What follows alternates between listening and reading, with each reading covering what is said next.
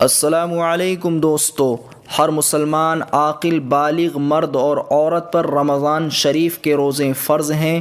ان کی فرضیت کا انکار کرنے والا کافر اور بلا عذر چھوڑنے والا سخت گنہگار اور فاسق ہے۔ جس طریقے سے رمضان شریف کے روزے فرض ہیں، ایسے ہی روزے کی نیت کرنا بھی شرط ہے۔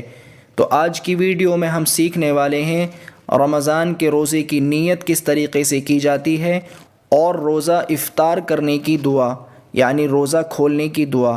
تو چلیے شروع کرتے ہیں۔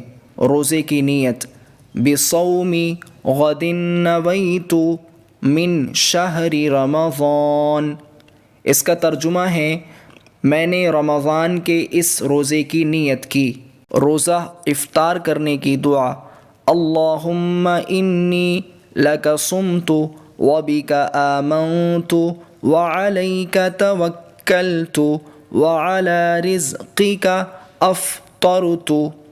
اس کا ترجمہ ہے اے اللہ، میں نے تیرے لیے روزہ رکھا اور تجھ پر ایمان لایا اور تجھ پر بھروسہ کیا اور تیرے دیے ہوئے رزق سے افطار کیا۔